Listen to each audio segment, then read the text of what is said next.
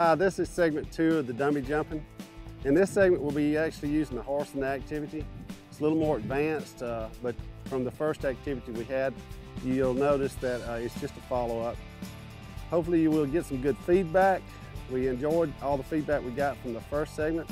You guys seem to enjoy it, so we're going to keep bringing them to you. Thanks, and let us hear from you. So when you're starting, let somebody lead you up here. Start like this, because what you want to do is get comfortable, get going across these cabins. Now, I'm going to get Tyler to do that. Chest out, and look. First of all, see how he's got his reins? He's got them loaded his horse's neck right here, and he's just cupping that saddle horn with his hand. We don't grab it, we're just cupping it with our hand. Most of our weight is going to be in the stirrup, okay? We're not tugging on that saddle horn. In fact, if he's doing it right, you'll see that saddle horn move very little. Okay, so what I want him to show you is what this right knee does right off the bat. When he starts dropping down, notice, okay, keep on going, keep on going, keep on going. Right there, see where his right knee is?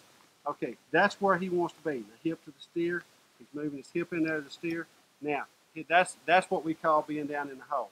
Shoulders level, and they get back up. Okay, it's hard to do that in slow motion, but it's very important that you see that. Also, if you notice, he's going to take and he's going to run his crotch right down beside this on this saddle. Look, if you'll notice, if you were looking at a line right here, he would be going straight down. All right, he's coming straight to his steer. He's not coming here. He's not going here. It doesn't matter where he goes in here. That's what you need to understand. He's going to catch the steer. The horse is going to pull him into position. Okay, a lot of guys, they get to this point right here, and they feel like they're not getting there, or they're not getting there quick enough, and they start leaning and start going forward. That's the worst thing you could do, because you don't get the go that you want to get.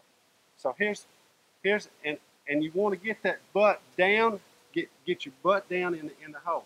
Okay, so now here's the deal. Hip to the steer, just make a move, go hip to the steer, right there, boom. That's exactly where he wants to be. Now, shoulders level as possible right there, and look straight down the pin. He never looks at the steer, okay? He knows where the steer is. Now, you notice he's just got his fingertips up on that saddle horn right now. All his weight is right here, right in the stirrup, and look, he's in a perfect position to catch the steer. The biggest thing I want you to see here is how his feet come out of that saddle.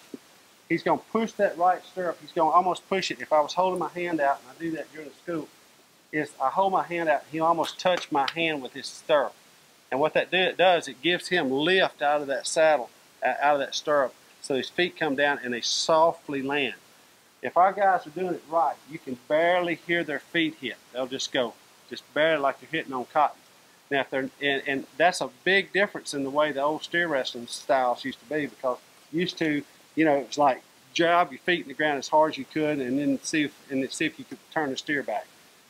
We throw cattle out of a slide, so we want to get into our slide as comfortably as possible without tearing the knee up or anything like that. So let's just walk through it, go all the way through it, and then let him jump the steer and show you what I'm talking about.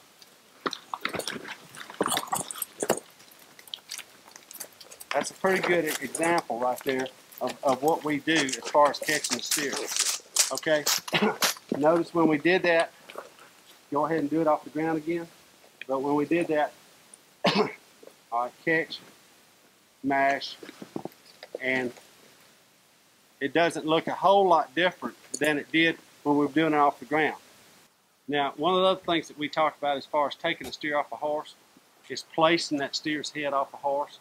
And you take a lot of the power away from a steer if you can take his horns, place his head before your feet ever touch. And we're not talking about dragging the steer over you. We're not talking about that at all. What we're talking about is taking the steer, and by using your mechanics, and what we do in our slide is taking and placing that head of that steer.